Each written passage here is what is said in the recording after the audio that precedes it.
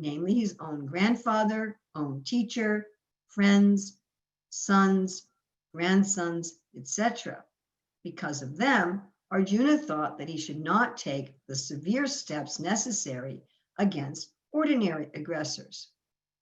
Besides that, saintly persons are advised to forgive.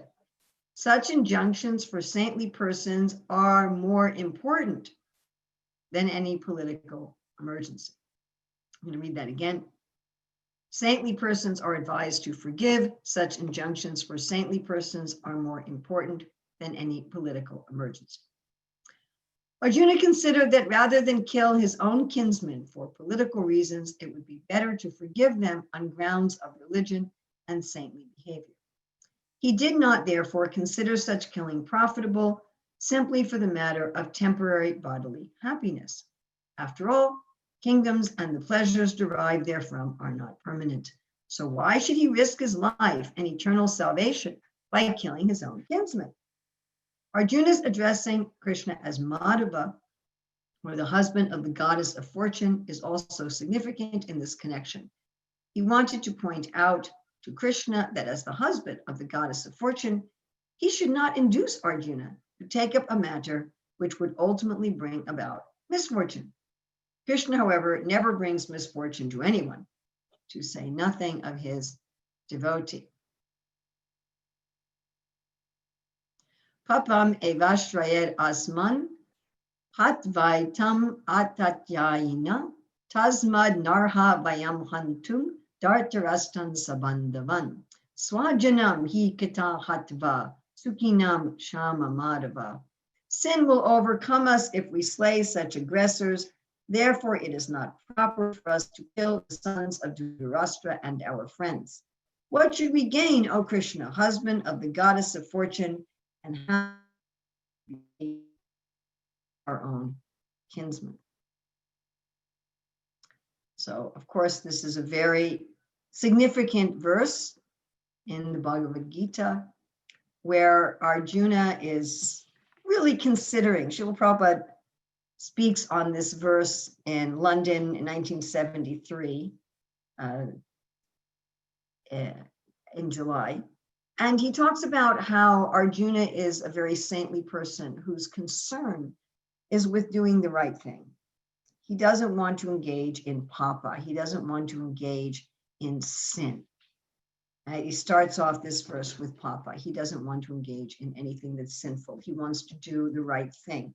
And Srila Prabhupada points out that the difference between the Devas and the Asuras, the difference between good people and bad people, shall we say, pious people and impious people, is that they think, am I doing the right thing?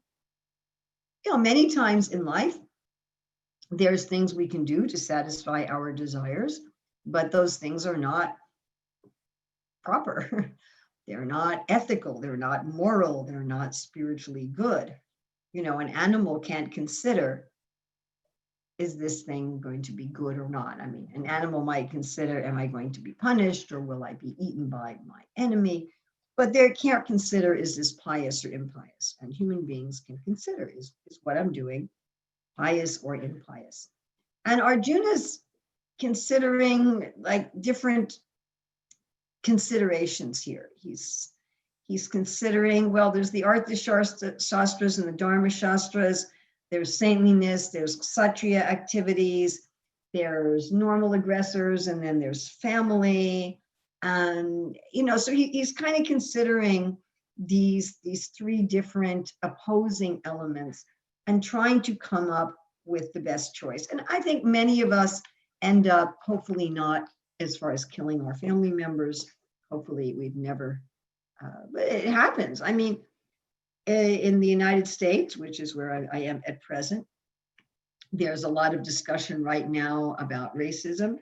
And of course, racism in this country has its roots in slavery, its roots in the Europeans going to sub-Saharan Africa and kidnapping the Black Africans for use as slaves. Of course, something we don't like to talk about is that generally it was Black Africans who kidnapped other Black Africans and sold them to the Europeans.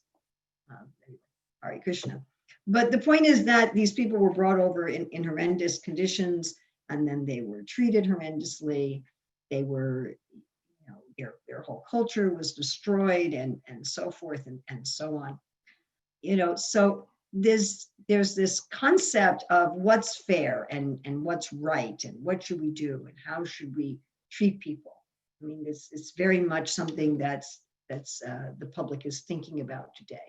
And this is the kind of thing Arjuna is thinking about. What's the right thing to do? How should I treat people? What is civilized? I'm not going to just mistreat people for the sake of getting a kingdom. This concept that we can kill people, we can enslave people for the sake of getting a kingdom. It's not correct.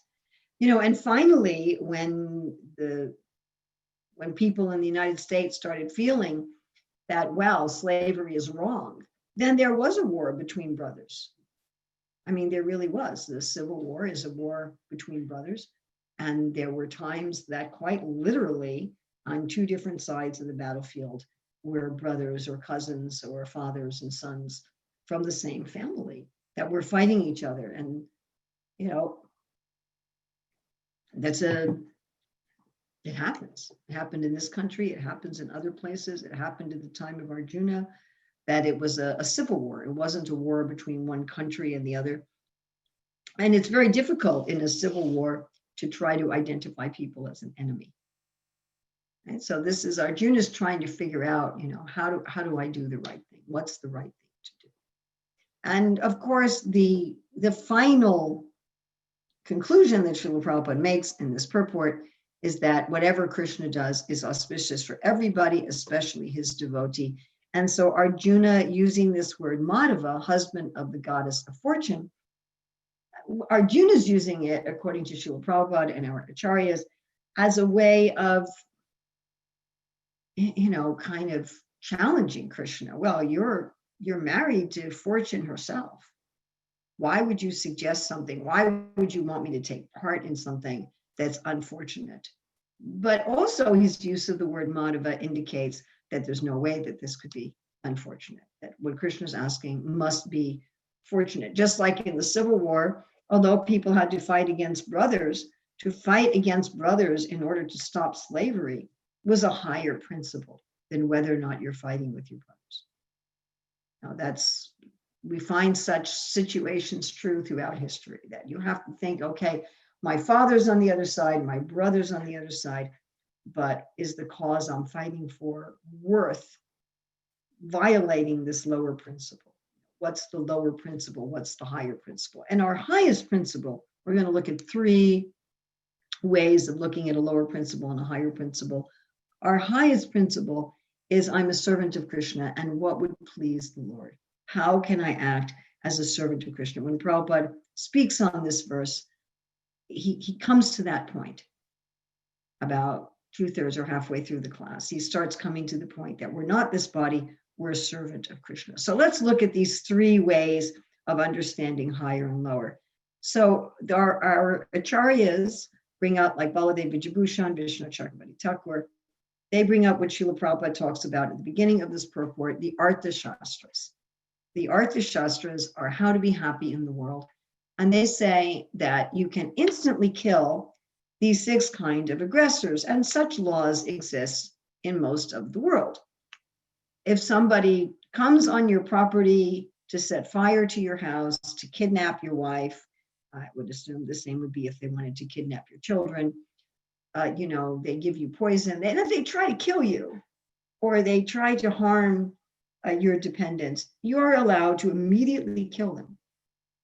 And there's no sin, there's no illegality. Again, if somebody breaks into your house and tries to kidnap your wife, kidnap your daughter, burn down your house, you can just shoot them, and you're not going to be culpable. And as we've mentioned in reading through the purport, the Kurus had displayed all 6 of these types of aggressors directly against Arjuna and his brothers. But then there are the Dharma Shastras that say, don't hurt anybody. Just don't give violence to anybody. And Krishna talks about this in the 12th chapter of Bhagavad-gita, where he says, those who are not disturbed by anyone and who don't give disturbance to anyone. Those people are very dear to me. And Vishwanath Chakravarti Thakur quotes Yajnavalkya as saying that the Dharma Shastras are higher than the Artha Shastras. So when there's a conflict between the Artha Shastras that say you can kill these 6 aggressors, and the Dharma Shastras that says don't be a source of violence to anybody, one should follow the Dharma Shastras. Of course, we have the incident where Gandhi was taking a position of absolute nonviolence, and he said that if his daughter's chastity was violated in his presence, he would remain nonviolent. And Srila Prabhupada said that that was utter nonsense. Also, we do have a situation here with Arjuna that although these people were aggressors in all 6 of these ways, he's not dealing with these aggressors at the time of their aggression on the battlefield. And that does make a big difference. For example, in modern law, if you walk in your house and somebody's raping your wife and you kill that person, you're not going to be held legally responsible. However, if you come home after your wife has been raped and you take it on yourself to find the rapists and kill them in cold blood, you are a murderer. And you will be charged with first-degree murder. And in fact, you will be held more legally responsible than the rapist. That becomes the business of law enforcement and the government to punish the rapist, not you. So we have that situation here also with Arjuna when he's now here on the battlefield. The Kurus are not in that moment administering poison. They're not in that moment insulting Draupadi. I mean, it's like the time to respond with violence is past as far as immediately killing the aggressor. So we have here this conflict between the Artha Shastras and the Dharma Shastras, and Arjuna is saying, and he's right, that the Dharma Shastras are higher. Therefore, he's saying that sin will overtake us if we slay these aggressors. Even though they're aggressors, we'll be sinful for killing them. He's completely correct on that score. If somebody has harmed you and you become a vigilante and you take it on yourself to have revenge and kill that person, that is just absolutely wrong. One is not, we may understand it, but it's not the correct thing to do. All right, let's go to the second conflict. The second conflict is with family members. So Arjuna is saying, Swajana, they're my people. Srila Prabhupada, in lecturing on this verse, speaks quite a lot about the concept of family members. That he says, if the person who's the aggressor is your son, then you may hesitate to punish them. And, we find such things all the time, that, if a person who harms us, even significant harm, is our own person, is a family member, we will tend to excuse them. I mean, in general, parents tend to excuse children. They have to. You couldn't raise your children to maturity if you didn't frequently excuse them. And we often will excuse our spouse. We know, I'm sure we all know many, many people whose spouse was unfaithful and the other spouse forgave them and took them back. I mean, I'm sure we all know people like that. I mean, we had the former president of our country was in that situation, but I'm sure we know, people within our friends circle or whatever, we may know of some people, or we may know them personally, that, okay, this is my husband, this is my wife. I got an email just within the last month or so of one devotee who found out that his wife had an illicit affair, and he decided to forgive her and take her back and try to restore the family. So it's a very common thing. Or if your parents do something wrong, or even not in the family, it may be a very close friend. This tendency exists many times in our spiritual family. And there's this tendency that this is a member of my spiritual family, this is a member of my sangha. And so even though they've done something wrong, because they're a member of my sangha, I'll forgive them. And just recently I was talking to somebody about this, about a devotee friend of ours who did something really horrifically wrong. And my friend was saying, would we respond differently to this situation if the person was not a devotee? I mean, we were really pondering it. How do we respond? And I think part of the reason swajana, swa means one's own. We almost feel like persons who are our family, our friends, our tribe, are extensions of ourselves. Prabhupada talks about it, extended selfishness. And well, we kind of have to keep forgiving ourselves because, you know, I can't really like block myself on social media or you know, what am I supposed to do to myself? I have to keep living with myself, even though I offend myself and I disappoint myself in so many ways. So we have this tendency to be forgiving of people who we see are extensions of ourselves. We can also see and find kind of like as a biological imperative that we're dependent on other people to live. We're social animals, we're herd animals. And if we reject people within our group, it makes it very hard for us to live. So therefore, Prabhupada would talk about this as extended selfishness, that when I'm forgiving family, when I'm forgiving friends, when I'm forgiving people in my group, that a lot of it may have to do with just, well, how would I survive? You know, if I'm going to be harsh with people in my group as much as I would be with people outside my group. And this tendency of being much more forgiving with people with whom we identify than we are with people outside our group is pretty universal. They talk about moral circles and how that almost everybody has their own moral circle, that people within their circle, they have a certain standard for, and people outside their circle, they have another standard. And often what happens if we decide not to forgive somebody within that circle is we have to remove them from the circle. We have to make them the enemy. Oh, well, you know, I saw this happen recently. We give the dog a bad name and hang him. So, you know, I've seen actually many times where if some family member does something that, you know, you just think is unforgivable, you say, oh, they're not really family anymore. You know, it's not really my mother.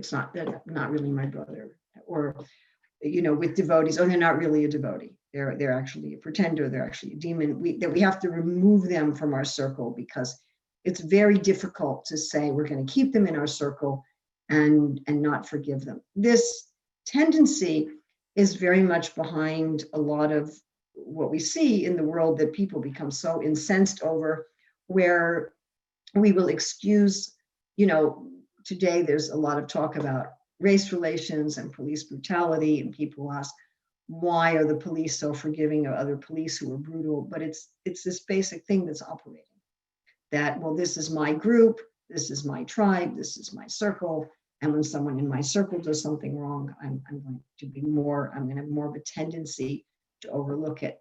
So this is definitely where Arjuna is saying, swajana, how can I kill people who are my family? And not only family, but these are acharyas. And the fact that he's talking about acharyas overlaps what we first talked about, the Artha Shastras versus the Dharma Shastras. And here we're talking about family. So there's not only family, but these are revered elders in my family. And in every culture of the world, people are taught, honor your father and mother, right? Honor your family elders. And in some cultures, it's very extreme, this concept of honoring the family elders. Like we read about how Krishna and Balaram every day would touch the feet of Vasudeva and Devaki in the morning. And such a concept isn't so prevalent among modern people in Western countries, this idea of honoring authorities within the family or within your own group, but it's in highly collectivist societies and highly traditional societies, it's so strong that you would just never think. I mean, Prabhupada also in a purport in the Bhagavad-gita says that I believe it's also in the first chapter, might be the second, where Prabhupada says that our authorities are not to be offered even a verbal fight. So even if your authority does something wrong, you don't offer them even a verbal fight. Now, this concept is not very much appreciated in 2020, especially in Western countries. But again, we can see some biological imperative behind it, just for biological survival. Just like we need a group of people for our survival, we also are very much dependent on the leaders of that group for our survival. I mean, as children, we're dependent on our parents, literally, for physical survival. And the same becomes true as we grow up. We have a strong dependency on the leaders in our group. And so there's definitely some biological impetus to give special allegiance to the leaders. And again, we just see it everywhere. You know, killing a king, killing a police officer, killing your parents, killing a teacher, are all considered far more grievous crimes than killing an ordinary person. You know, if you go out and shoots your coworker, or you shoot your boss, it's not in the same category. Or killing, like we say, a police officer, or, you know, assassinating. We don't even call it killing. You assassinate a political leader. It's in a different category. Somebody, you know, if people go into a house and kill the owners and rob them, or they kill their parents and rob them, we think about it very differently. These are the authorities are supposed to be the people who are taking care of you, and to respond to them with aggression and with violence is considered a supreme act of ingratitude. Ingratitude is one of the 14 items of knowledge. Right? There's stories in the Panchatantra about how the worst thing is an ungrateful person. So when people respond with violence against their authorities, even when the authorities are aggressors, society becomes unstable, people become ungrateful. Now, again, this concept is weakening at the present time. And I would say it's weakening at the present time because so many people in positions of authority are no longer acting as protectors. But this was the situation here. Arjuna is saying, my authorities didn't protect me.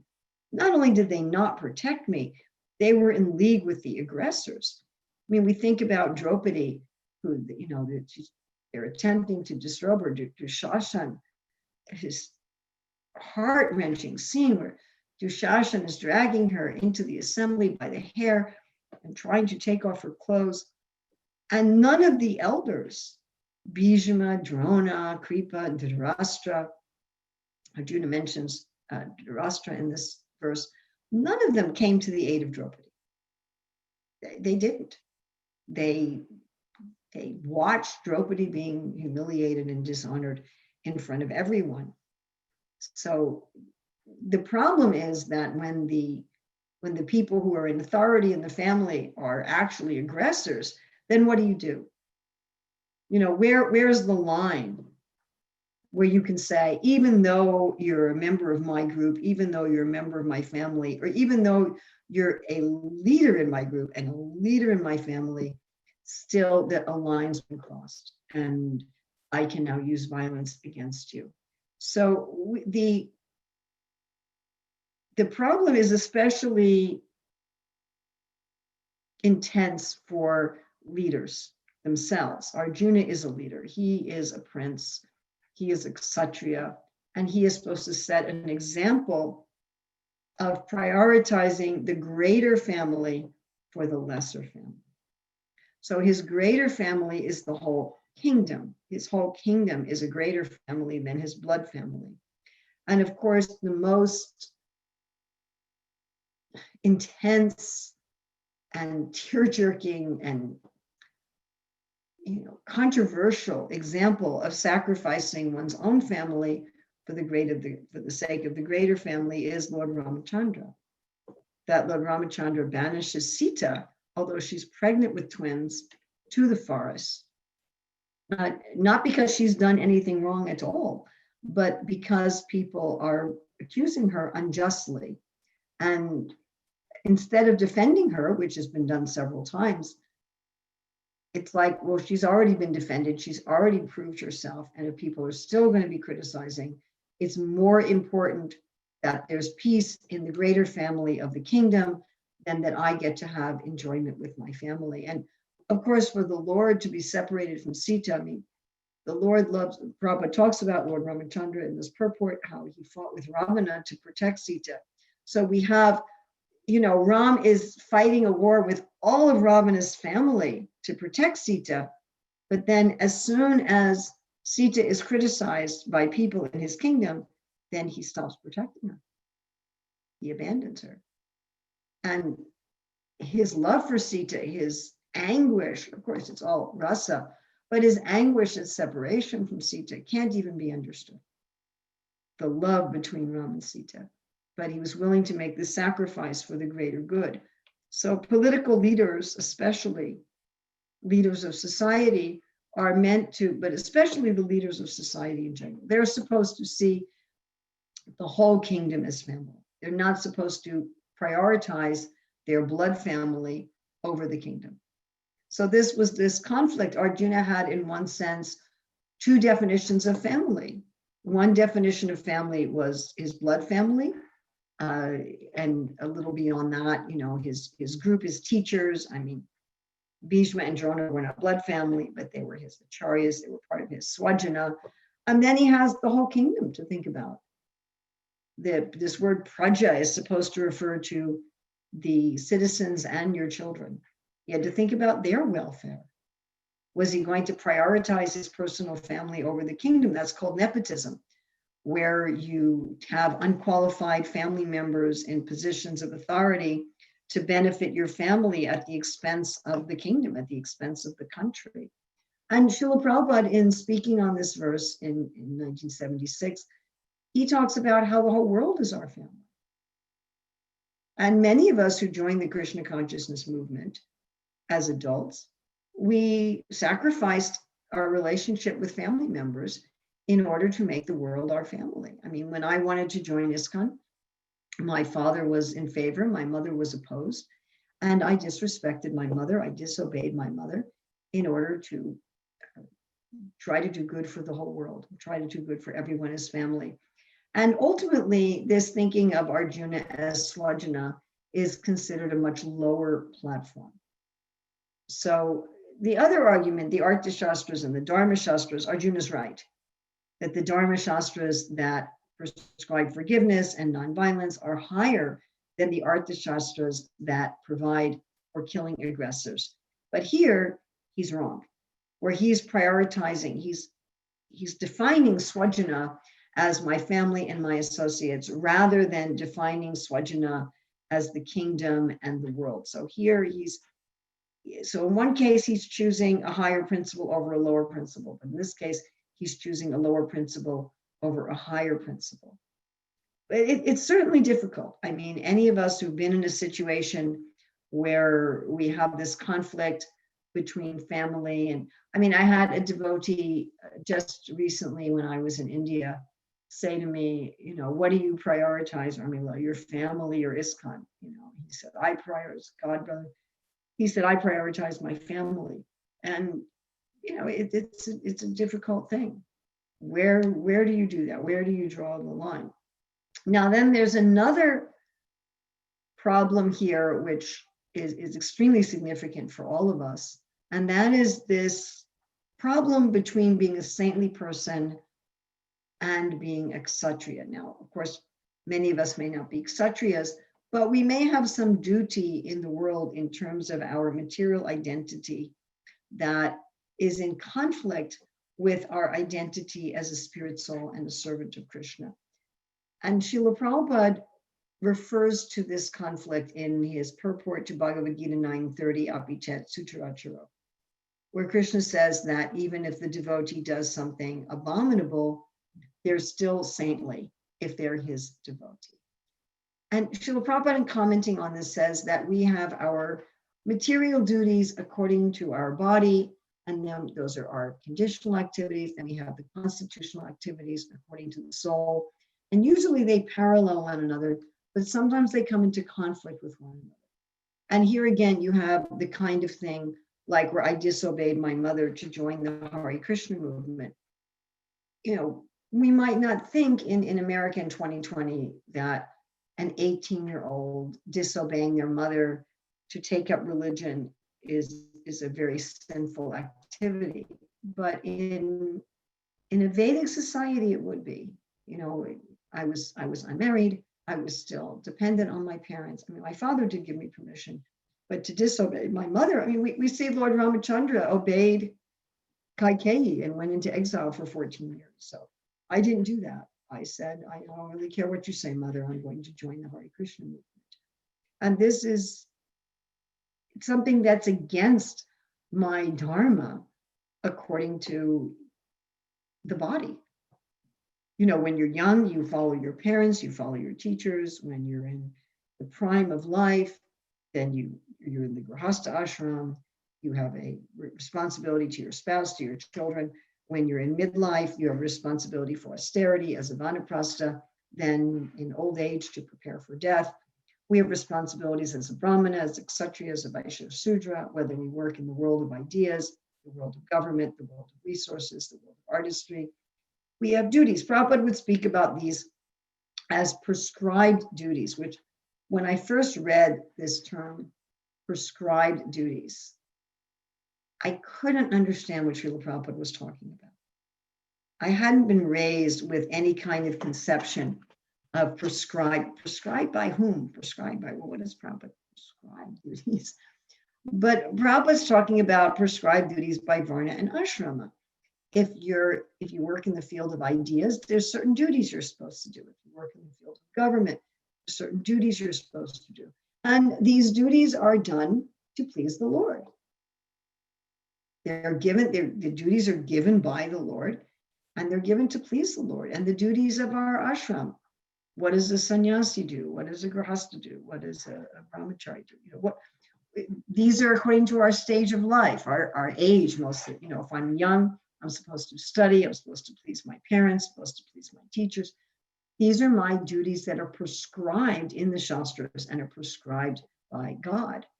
And then there is the duties of a devotee of the Lord. There's the duties on the level of the soul. And Krishna says, Sarva Dharman Prityaja Mame Kam Sarnam Vraja Aham Tvam Sarva Papebhyo Mokshishami Masuchaha.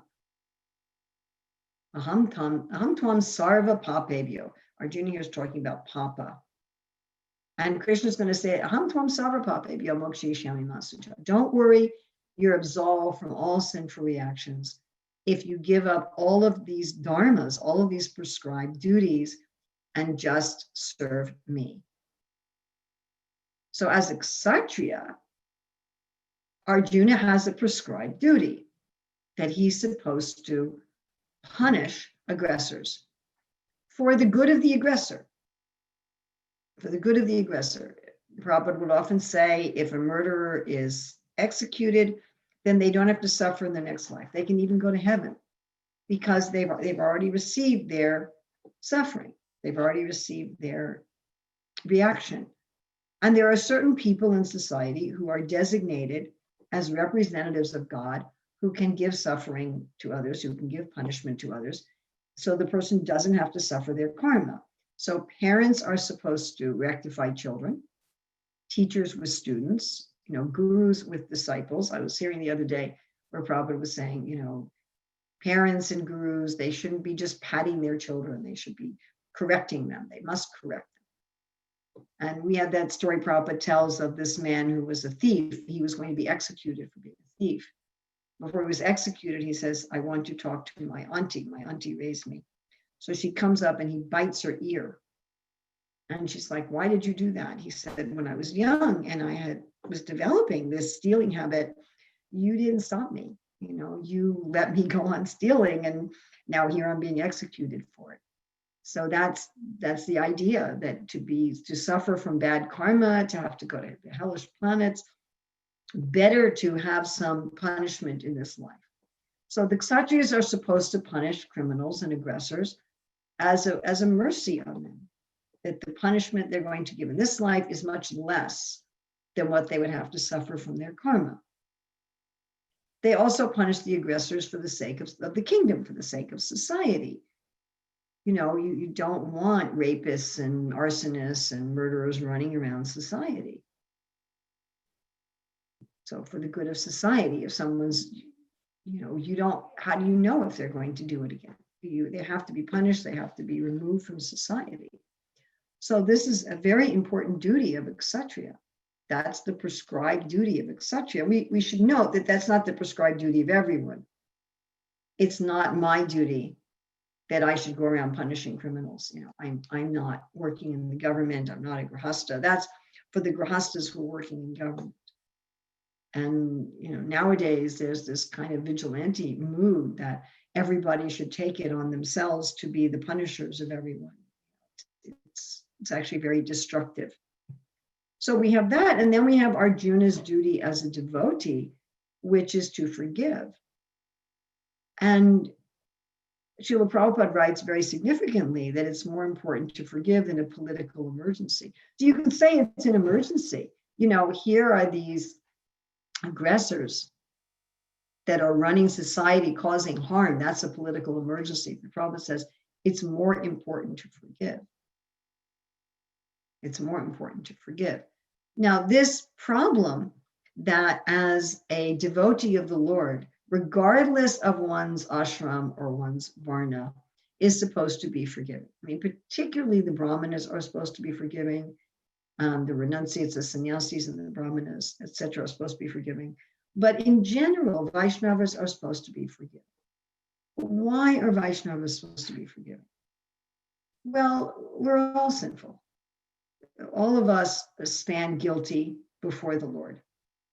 None of us can say, like when Jesus was talking about, anyone who has no sin can throw the stone at this adulterer. None of us, who of us can say, I have no lust, I have no anger, I have no envy, I have no greed.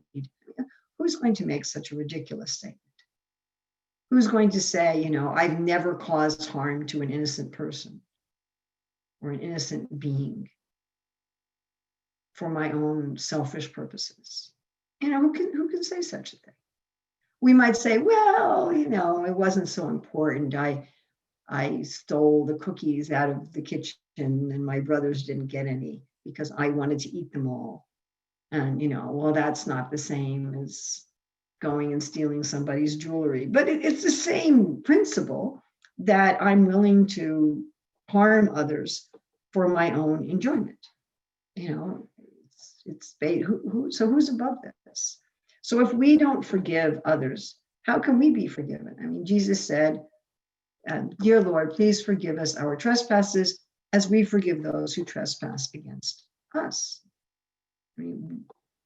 Why should Krishna show us mercy if we don't show mercy to others? And this concept is also part of what's behind being free from being a meat eater. How can I expect the Lord to be kind to me if I'm not kind to other living entities? And this concept that I should be kind to other living entities, we talked about how it's part of the Dharma Shastras, but it's also part of the Bhakti Shastras. That without being kind and forgiving to others, all others. And in fact, devotees are supposed to just forgive everybody all the time. I really like how Adi Purusha Prabhu was saying last time when I was in Govardhan, that our job description is to be an ocean of mercy. We often look at it the other way.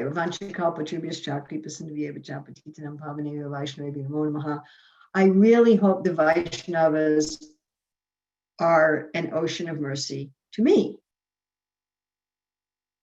Maybe when we first take up Krishna consciousness, we have, as Vishnu Chakravarti Thakur says in Madhurya Kanambadi, this false confidence. I know I did.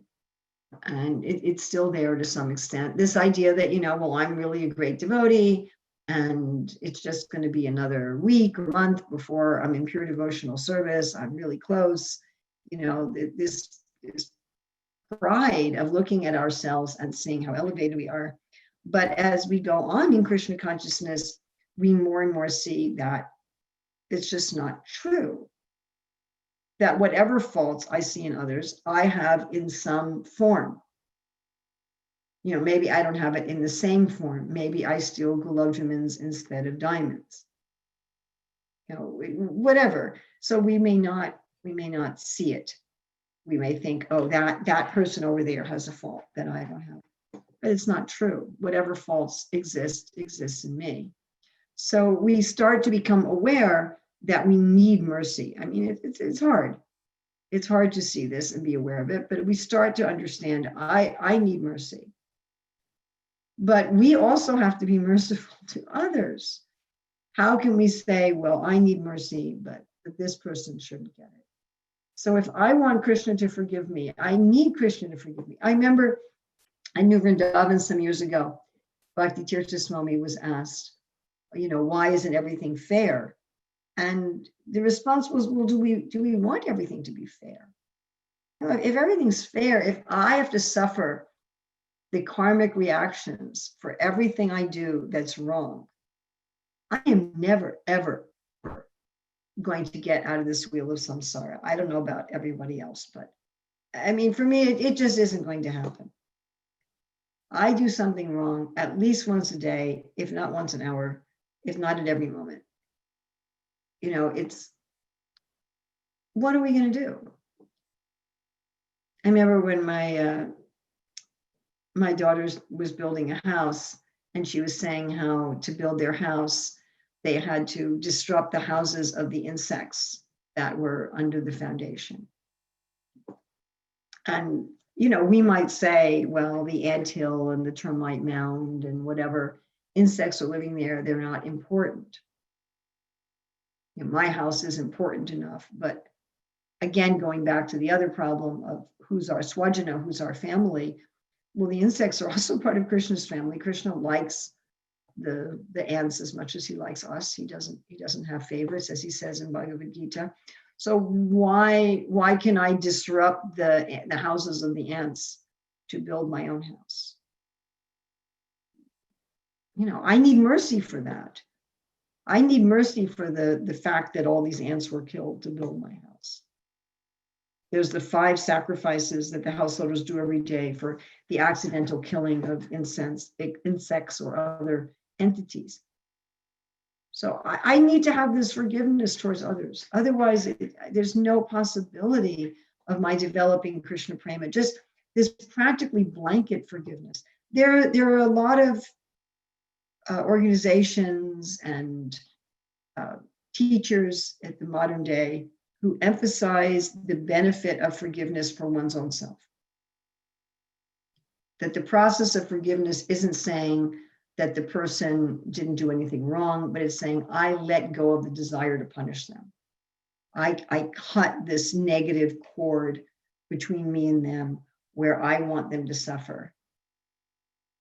And this wanting others to suffer, even aggressors, even people who've harmed us, even people who betrayed us, this wanting others to suffer means that I'm going to suffer. If I say, I want you to suffer for your misdeeds, then I'm going to have to suffer for my misdeeds, because as Suniti tells Dhruva, whatever harm you desire for others, you will also have to experience. And we've seen that practically. We've seen it practically even among devotees, that we've seen if devotees say, this person should be really punished for this sinful act, even if it's a real sinful act, what happens? The person with that mood, they get punished. They end up having to go through whatever harm they desired for someone else. I mean, recently there was an article posted by one devotee, Samaka Rishi, who has been at the forefront of fighting child abuse in the Hare Krishna movement. And he realized that although he wanted to continue fighting against child abuse in the Hare Krishna movement, that he didn't want to maintain a mentality of wanting the abusers to suffer. That he had the wrong mentality. So this, as Prabhupada says, is more important to forgive than any political emergency. So developing this mood within us of not holding any grudge ever, of not wishing any harm to anyone ever, certainly not wanting to be the instrument of harm. Arjuna's on the battlefield, he would be the direct instrument of harm. never wanting anyone to be harmed ever. Even though we are honest about what they've done that's wrong. Prahlad was honest. My father tried to kill me, but I don't want him to suffer. I want him to be liberated. That's more important than a political emergency. Prabhupada uses the word emergency. So we have these two things in competition, and Arjuna is taking the tact that, and here is where he's wrong, that his only reason for punishing these persons is for temporary happiness. He's saying my only reason to act in my Kshatriya role rather than my Bhakta role is to enjoy the kingdom. To have, as a Kshatriya, without a kingdom to rule, he had no legitimate means of maintaining himself. He needed at least a village or something, needed people to take care of. And he said, but for the sake of my own livelihood and the sake of my own happiness, I'm not going to violate these saintly principles. So he was wrong there because Krishna didn't want him to fight the battle for the sake of his own material happiness. That wasn't the reason that Krishna was telling him to fight. So there Arjuna is making a mistake. But on the principle that a saintly person forgives, and that forgiveness is higher and more important than a political emergency, and that he was right. Now I see that in our Krishna conscious societies, and I'm using the word societies in plural very intentionally, that this tendency of us as bhaktas, as servants of Krishna, to be forgiving ends up being a problem when there are people in the society who do horrible criminal acts and need to be brought to justice. And we have a real problem in ISKCON and in other Vaishnava societies, that if people commit crimes within the societies, there's generally not justice. We don't have a good system of justice. I was just reading in Bhagavatam 7, Canto Chapter 2, where Srila Prabhupada said that the Brahmanas and Kshatriyas will again be activated by the Krishna consciousness movement automatically, the Brahmins and Kshatriyas would come. But we haven't really established in ISKCON or other Gaudiya societies a class of Kshatriyas who will punish people for the sake of the aggressor and for the sake of society. And we have this tendency to act either as saintly persons and forgive everyone because we're saintly, or more insidious and a bigger problem is that we tend to forgive people because they're swajana. They're our family, they're other devotees, they're in a mundane way, we're seeing them as part of our group, and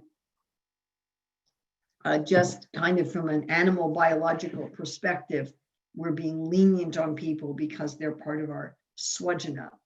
So whether we're excusing them because we're acting on a lower platform in terms of swajana, or whether we're forgiving them on the platform of saintliness, that's fine.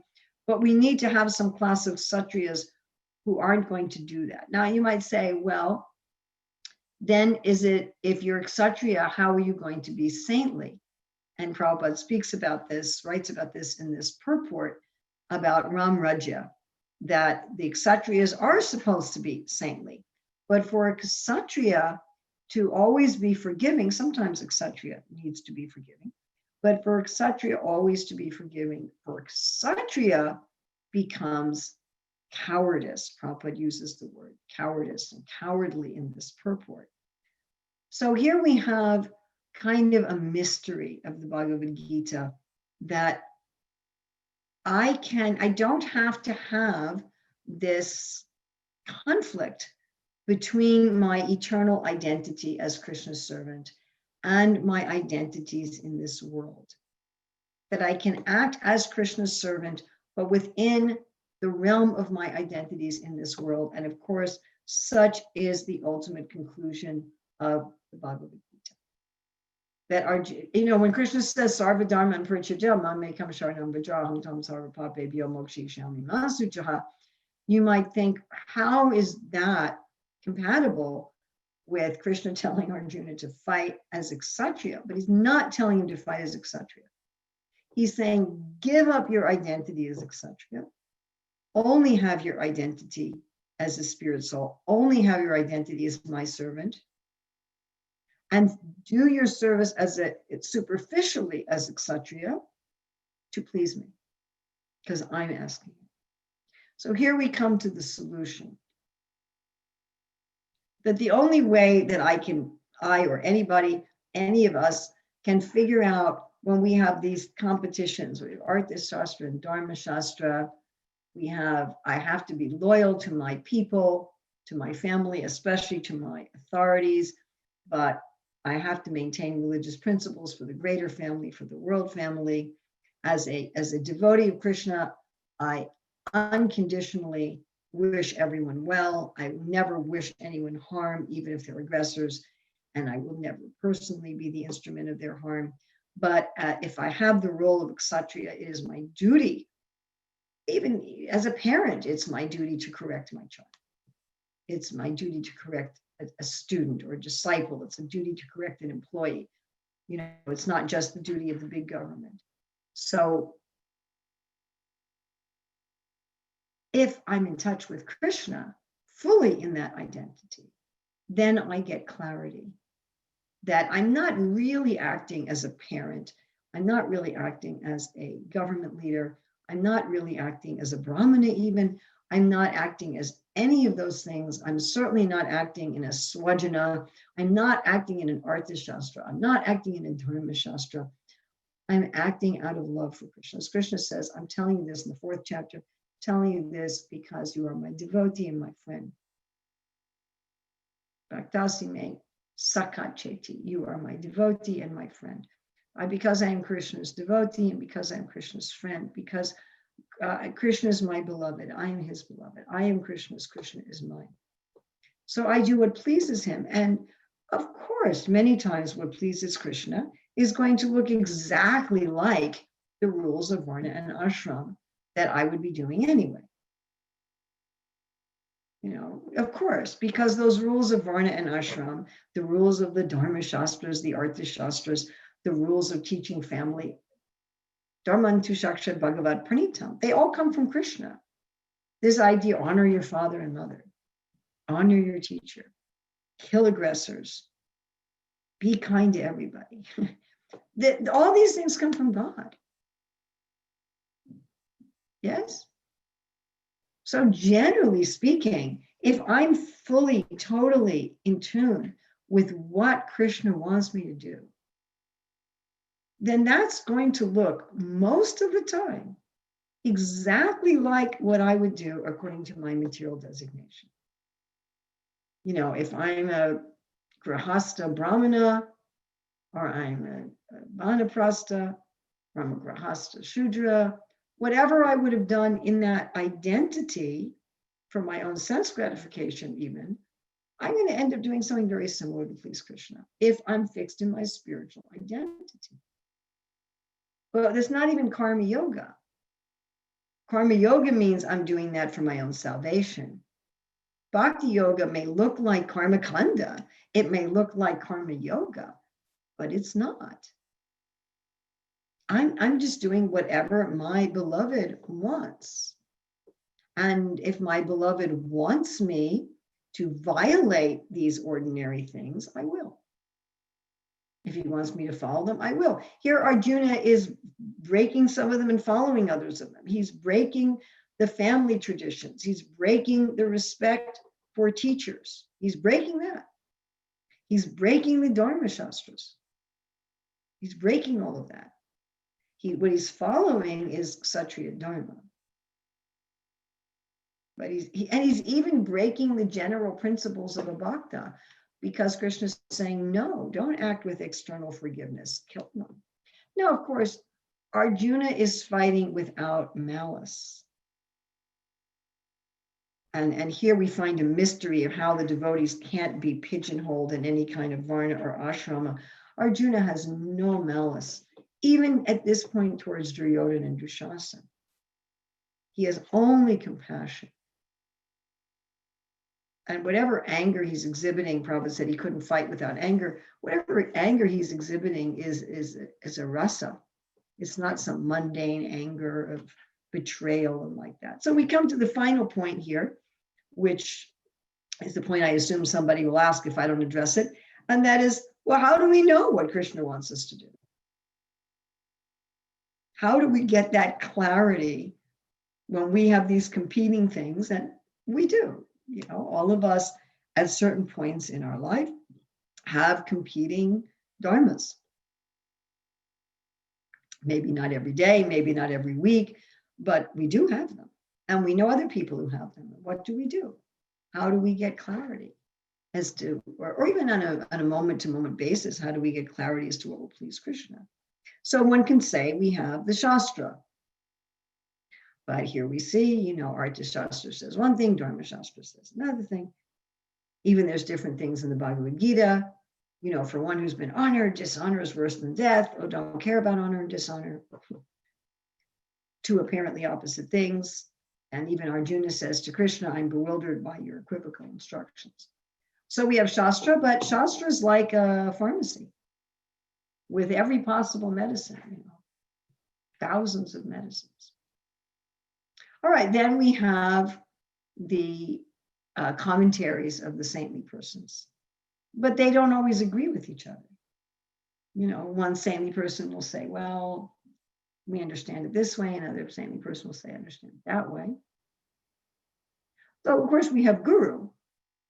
And the guru is traditionally, one's guru, you would know the guru well, the guru knows you, and the guru can give specific tailor-made guidance. Of course, the idea is that one got this kind of guidance as a child and a young person living closely with the guru, and that then one goes on in one's life and one has imbibed the teachings and the mood of one's guru, so you don't have to call your guru up all the time, should I buy a pink sofa or a brown sofa or a orange sofa, whatever. You have people that do this, that will, I know people in this kind who do this kind of thing, that will write to their guru and say, should I study this verse of the Bhagavad-gita or that verse of the Bhagavad-gita, or should I marry this person or that person, or what color should I paint my walls, or things like this. So that's ridiculous. But we're supposed to imbibe the general mood and the direction of the guru, and the guru trains us which saintly persons in example and instructions are pertinent for us, and which sections of the Shastra are pertinent for us. And I can't emphasize how important that is, that we see many times Srila Prabhupada will direct his followers, his disciples, his followers in ISKCON society in a way that he knows is right for that particular time and place, even if Srila Bhaktisiddhanta did something else, or Bhakti Vinod did something else, or Rupa Goswami did something else, and Prabhupada is directing for that circumstance, like he wrote to Bhaktisiddhanta, oldest of all, but a new dress, miracle done, your divine grace. And part of the idea of parampara, part of why we don't have Ritvik initiations, is that it's supposed to go on, that for each circumstance and each changing time, place, circumstance, and person, that devotees have to understand how to apply the scripture to that place. And then, of course, we're also supposed to be in touch with Chaitya Guru. We're supposed to be in touch with the Lord in the heart. We're supposed to have a direct personal connection. As Prabhupada said, the Guru is the via media, but still the connection is direct.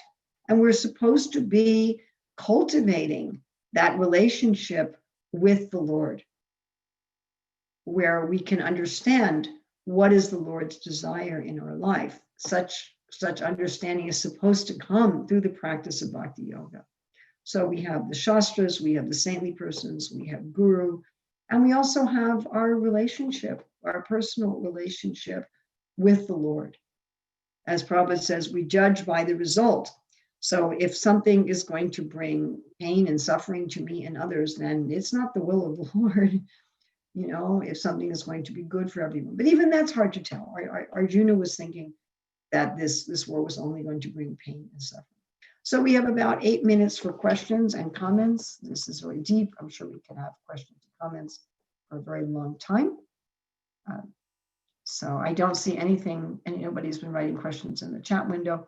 But if anybody wants to unmute themselves and ask questions verbally, if you want to put a question in the chat window, we can do that too.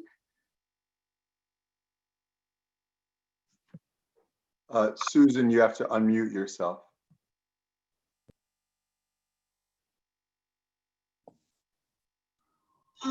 I think you touched upon forgiveness very lightly.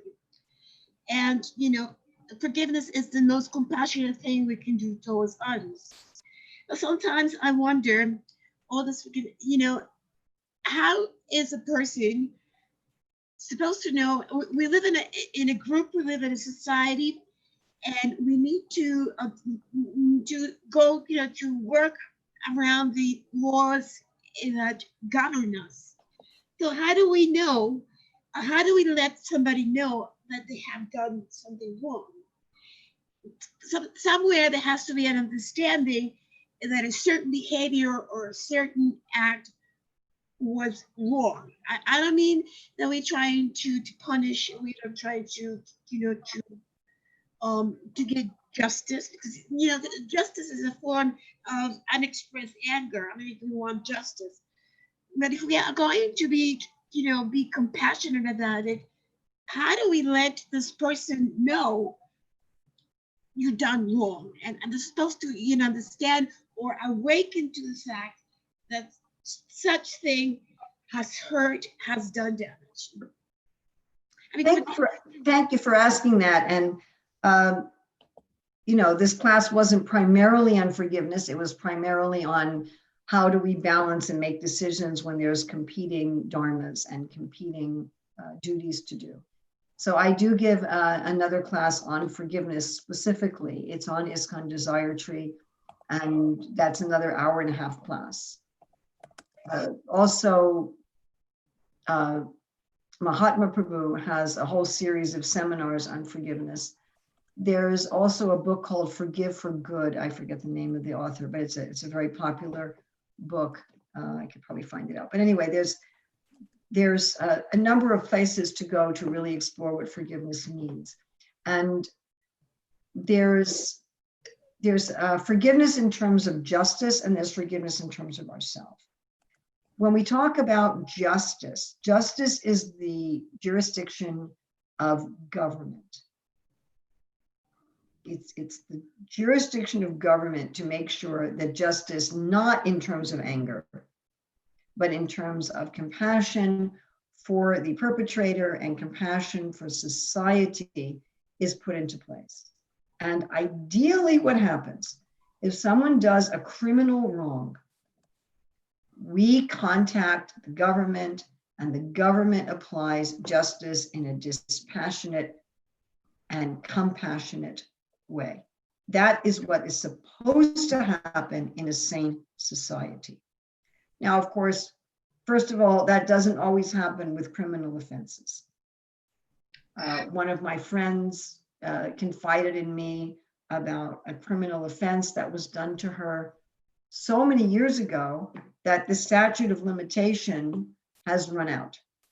So she's no longer able, according to the law, to go to law enforcement and say, this was done to me so many years ago. If somebody steals from you, rapes you, burns down your house, but you take a long time to report it, and this especially tends to happen with sexual crimes, you lose the time's run out. You have a certain amount of time you can report it, and it runs out.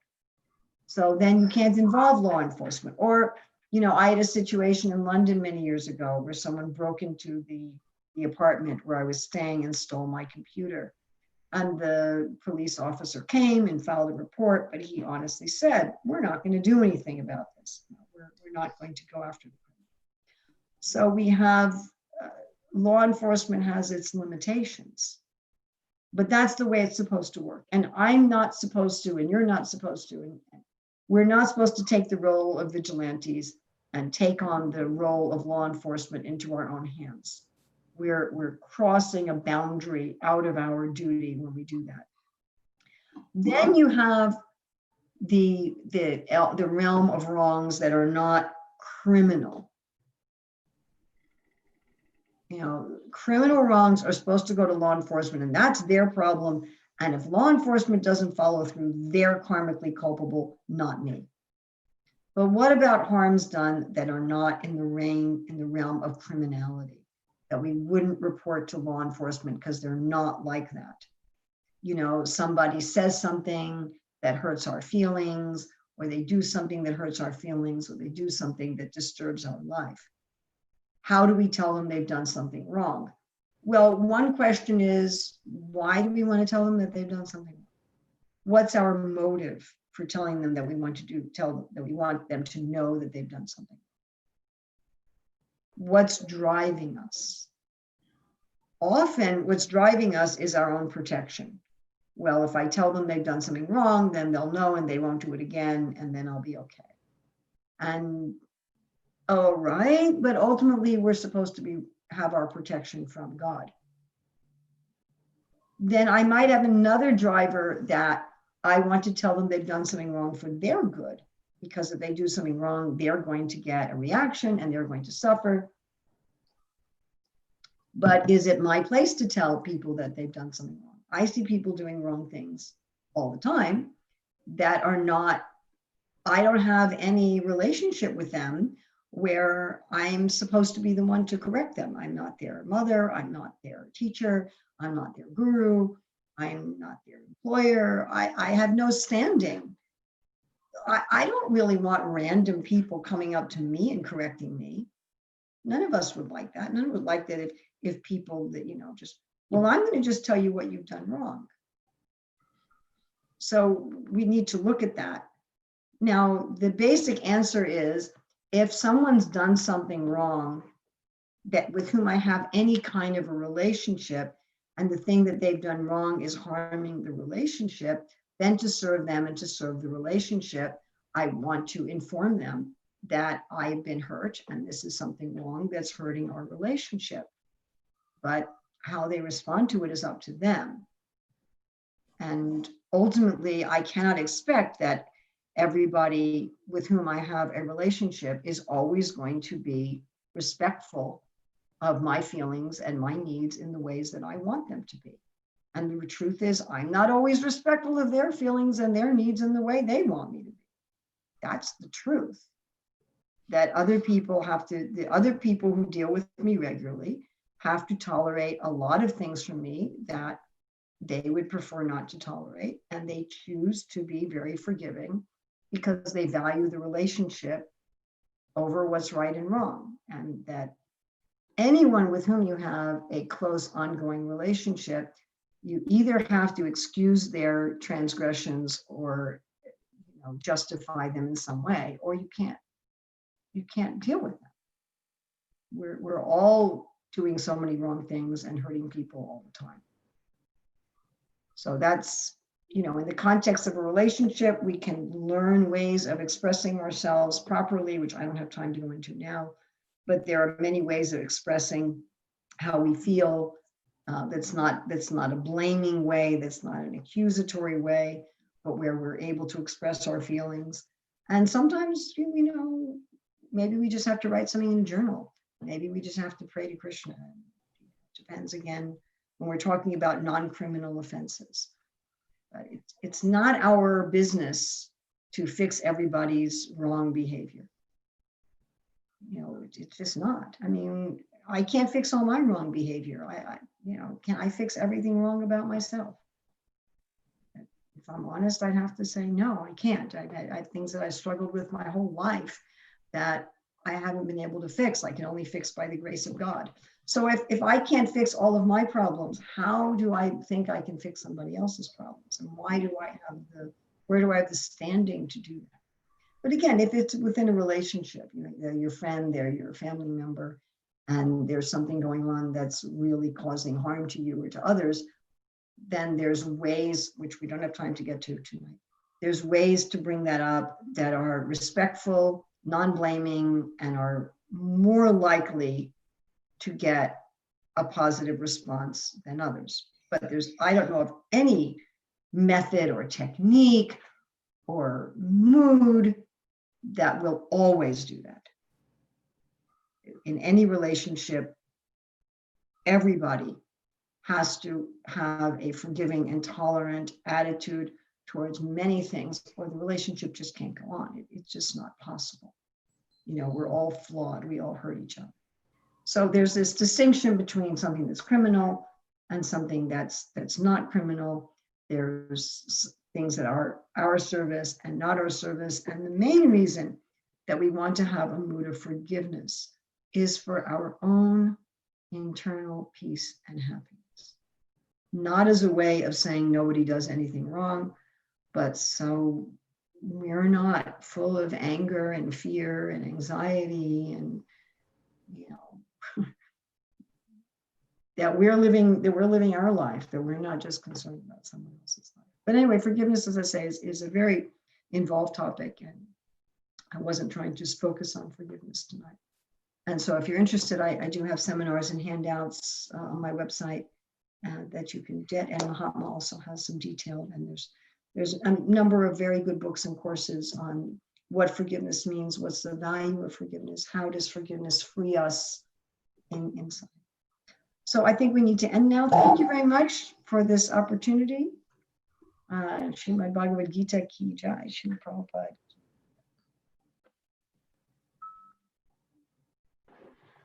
Hare Krishna.